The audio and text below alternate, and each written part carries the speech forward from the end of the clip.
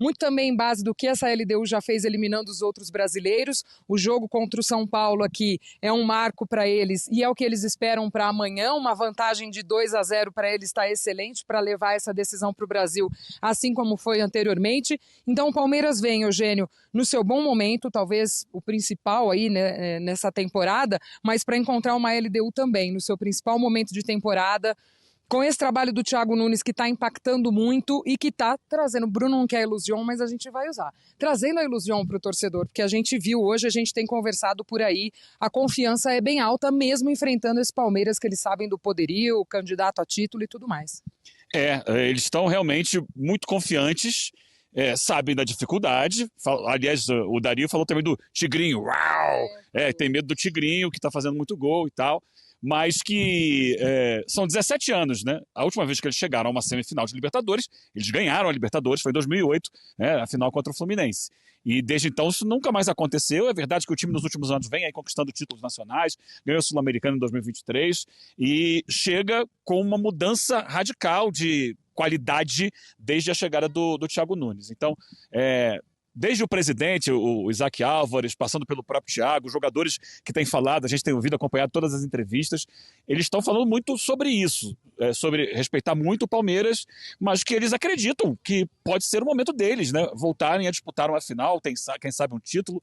A LDU é o único time do Equador que já ganhou a Libertadores, então tem toda essa questão. Tem a criançada aqui fazendo graça aqui atrás da gente, porque é um parque público, público não, é pago, né? Mas a criançada vem fazer visitas de escola. Então, a notícia de hoje da LDU é uma notícia ruim, porque foi anunciado que o goleiro titular, Gonçalo Valle, tem uma lesão ligamentar no joelho e está fora, provavelmente, de toda a temporada. Não só das semis, mas talvez da temporada. Do resto todo da temporada. E aí, só que, por outro lado, eles tem como goleiro reserva um ídolo, que é o Alexander Domingues, que eles chamam aqui de Dida, o Dida Domingues, que já tem quase 40 anos. Ele foi goleiro, por exemplo, no título da Sul-Americana de 2009. Na Libertadores de 2008 não era ele, era o Cevallos, que foi inclusive herói, né, defendendo o pênalti. Mas em 2009 já era o Dida Domingues. Ele esse ano era titular, perdeu a posição. Na Libertadores que ele estava suspenso, o Gonçalo Valle entrou, pegou a posição e chegou até a seleção brasileira. Mas entra o Dida Domingues, para eles não tem muito problema, porque eles confiam muito no potencial do goleiro. Palmeiras, perdão, Eugênio, Palmeiras que chegou ontem aqui faz mais um treino agora na parte da tarde por aqui, antes dessa partida. Falávamos também de um Palmeiras que vem, aliás, dessa derrota no fim de semana no Campeonato Brasileiro, mas tenho a impressão que isso não abala, Eugênio. A disputa ali de ponta de tabela, Flamengo, Campeonato Brasileiro, eu acho que é algo que o Palmeiras, claro, né, já espera que vá acontecer. Abre uma vantagem, mas aí acaba perdendo, perde essa vantagem. Mas acho que isso não abala os ânimos para esse jogo daqui. Sinto esse Palmeiras nesse momento muito mais sólido, até mentalmente também. Acho que em alguns momentos esse trabalho do Abel chegou a oscilar ao longo da temporada, as críticas vieram, ele buscava os seus ajustes também, é bem verdade. Um Palmeiras que foi mudando ao longo desse ano. E eu acho que até nesse sentido, de novo, a gente vê aquele Palmeiras que a gente conhece há tanto tempo na mão do Abel. Os dois times vêm dos seus grandes jogos locais, né? A LDU venceu o Barcelona de Guayaquil em casa, na sexta-feira, 3-0 no campeonato local. E o Palmeiras vem do grande jogo, do momento, que é o jogo com o Flamengo. Perdeu. Eu acho que tem um impacto, mas esse impacto pode ser digerido de forma correta para o Palmeiras. Talvez se ele vencesse o Flamengo, chegasse aqui com muita confiança, né? Com muita certeza de que é o dono do mundo. Talvez a derrota para o Flamengo tenha trazido de novo o time com os pés no chão. Peraí. Estamos jogando bem, mas não é assim, não ganhamos antes.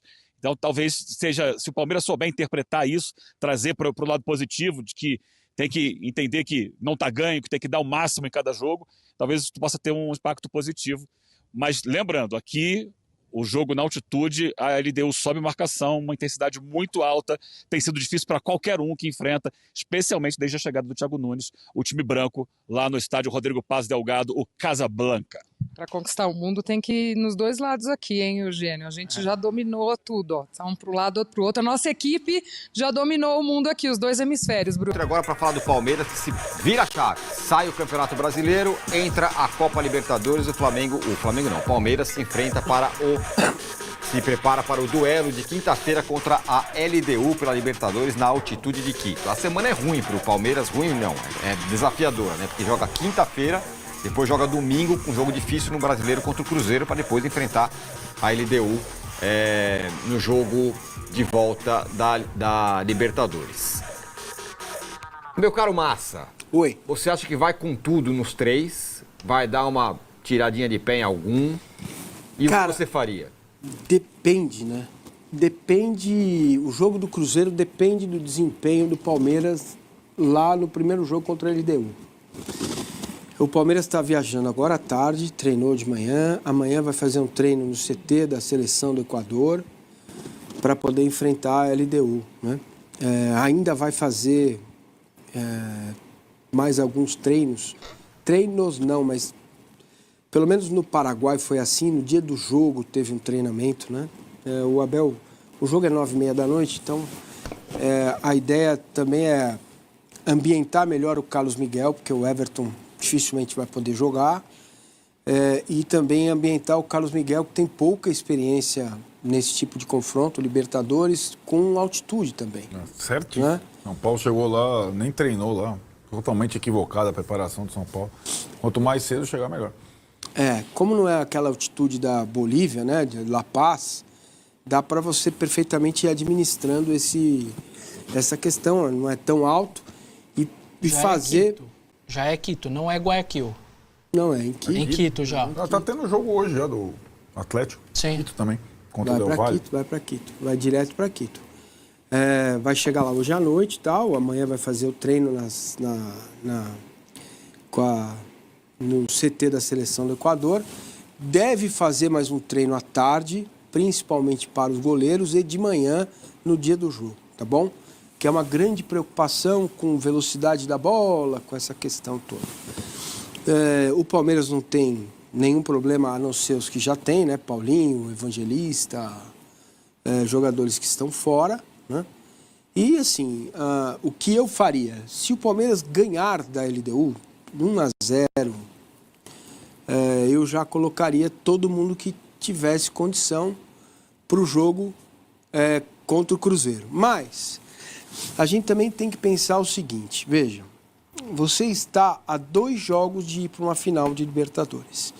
No Campeonato Brasileiro, se o Flamengo passar 3 pontos, pode acontecer, ou 2, você vai ter mais 9 em disputa, mais 27 pontos em disputa. Então, o que não dá para voltar mais é a Libertadores. Então, agora, é foco nos 2 jogos da Libertadores. Me parece meio claro, meio óbvio. Agora, vai fazer muita diferença contra o Cruzeiro se ele escalar o Sousa e o Felipe Anderson aberto, o Sousa de um lado, o Felipe Anderson do outro. Ele pode fazer mudanças no time, já vai fazer uma, que é a saída do Piquerez. Então, ele pode fazer mais 2, 3 mudanças no jogo contra o Cruzeiro, mas vai depender muito do jogo contra a LDU lá. Se o Palmeiras perde ou empata, aí esquece. Contra o Cruzeiro, vai ver o que vai dar, paciência, né? A diferença aí é a capacidade dos adversários nesse momento da tabela, né? Num jogo no Maracanã, que o Palmeiras foi deveras prejudicado pela arbitragem, a gordura foi embora. E agora, na próxima rodada, você tem o Flamengo com Fortaleza, né? O Flamengo também, é bom a gente ficar bem atento, porque o Flamengo vai jogar contra o Racing, que é um adversário mais forte do que era o Estudiantes. O Flamengo não vive um bom momento, tá? Muitos elogiando bastante a vitória, e a vitória merece elogios, mas em termos de desempenho, o Flamengo não jogou o que pode, certo? Acho que ficou claro para todo mundo. Já vinha assim, perdeu do Bahia, empatou com o Grêmio, empatou com o Vasco. Veja que não é um recorte de um jogo, é um recorte já de 6 ou 7 jogos em que o Flamengo não manteve mais aquele jeito malvadão de ser e estar. Dominar, pressionar o adversário e ganhar os jogos. Tem muito a ver com a Saúl e Jorginho. Quando os dois estão em campo é uma coisa, quando os dois não estão em campo é outra coisa.